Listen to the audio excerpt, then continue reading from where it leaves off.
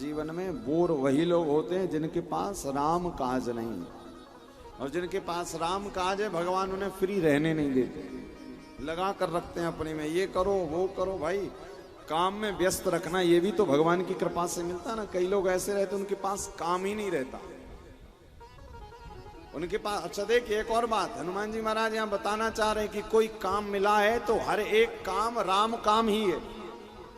कोई भी काम आपको मिला है, चाहे आपको भोजन बनाने का भी काम मिला है, तो उसको भार मत लेकर बनाओ, यही सोचकर बनाओ कि भगवान राम ने हमें यही काम दिया। धन भी कमाने जाओ, जो भी कर रहे हो वो सब राम काज है। क्यों? क्योंकि ये दुनिया राम की है, यहाँ पर जो भी काज चल रहे हैं वो सब राम काज है, और भगवान का भक्त हमेशा राम काज में लगा रहता है। राम काज का मतलब अच्छे काम। तो आज कहते हैं सब अच्छा ही अच्छा हो रहा है, ब्रज में भी खूब ब्रजवासी नाच रहे, झूम रहे, गा रहे। कंस को लेकिन टेंशन थी, क्या? कि मुझे मारने वाले ने जन्म ले लिया है, और पूतना को बुलाया, बोले भादों की अष्टमी तिथि के दिन जितने भी ग्वाल वालों ने जन्म लिया, पूतना सबको मारकर तुम खा जाना। पूतना चल पड़ी, छोटे छोटे बालकों को मारकर खाती हुई कहां पहुंच रही? नंद महल, क्योंकि नंद के लाला का जन्म भी तो भादों की अष्टमी तिथि को हुआ है। भागवत में लिखा हुआ है, कंसेन प्रहिता घोरा पूतना बाल घातनी सुसंसार निगनन्ति पुरग्राम ब्रजादिशो। हाथ में कमल नाल लेकर डोलती हुई मतवाली चाल में राक्षसी है, छोटे छोटे बच्चों को मार कर खाती हुई पहुंच गई नंद महल के दरवाजे पर। अब जैसे ही देखा द्वारपाल खड़े हुए, अंदर प्रवेश मिलेगा नहीं, तो पूतना मायावी थी, उसने रूप बदल लिया। अब जब रूप बदला तो अब पहले तो लग रही थी महाराज भयावा राक्षसी, रूप बदला तो ऐसी लगने लगी साक्षात लक्ष्मी। लग रहा है जैसे साक्षात लक्ष्मी वैकुंठ लोक से भगवान नारायण से मिलने आई। सुंदर एक देखो ना, कभी कोई व्यक्ति साधारण रहने वाला बढ़िया टिप टॉप से एकदम कपड़े वपड़े पहन ले, तो फिर तुम कहोगे भैया कोई पहुंचा हुआ व्यक्ति है। कहते ना shooting shirting coat tie pant लगाकर यदि कोई आ जाए तो भले उसको कुछ आता जाता ना अंगूठा छाप हो, किंतु अरे महाराज बहुत पढ़े लिखे लग रहे हैं, बात करो इनसे। होता है कि नहीं होता? अच्छा शादी विवाह आता है, आपने देखा है लोग कितने रूप बदल बदल कर शादी विवाहों में पहुंचते हैं। आजकल तो कहते हैं ना कॉस्मेटिक्स का जमाना है, स्टेज पर दुल्हन को भी देखो रातों रात क्या एकदम तैयार कर दिया जाता है। सास से सब कहते हैं अरे पूरी परी लेकर आई है अपनी बहू, सास कहती है वो तो मुझे पता है परी है कि क्या है? तो हमें ही पता है। हाँ तो उतनी रात उस रात को तो वो आनंद ले लेती है अपनी बड़ाई सुन सुन।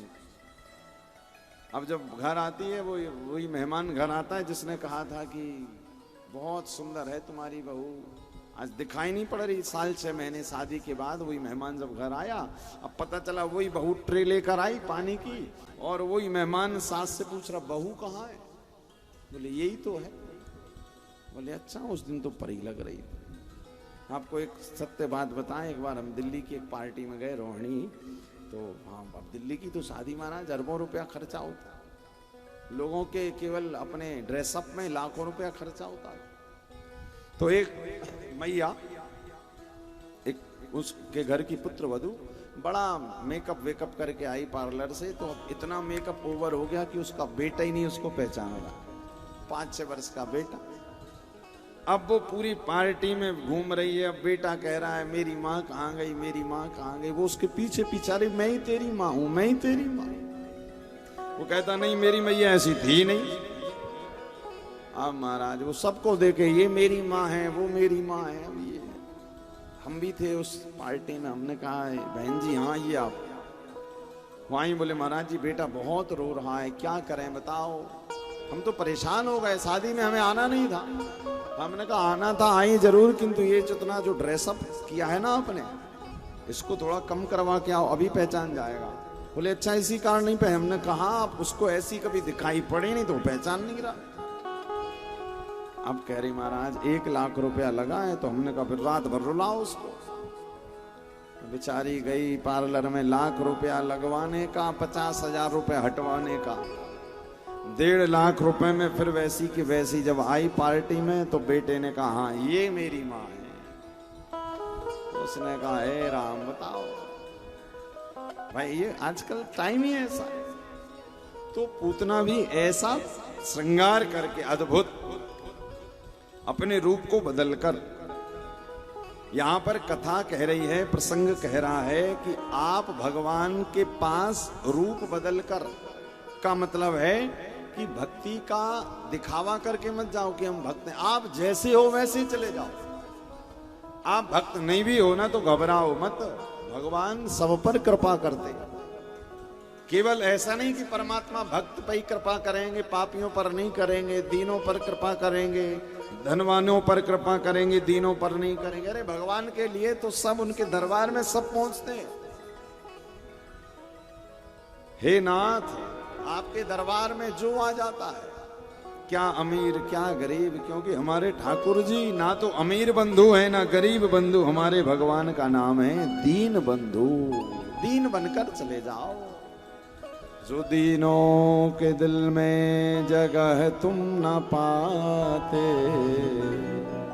तो किस दिल में होती हिफाजत तुम्हारी।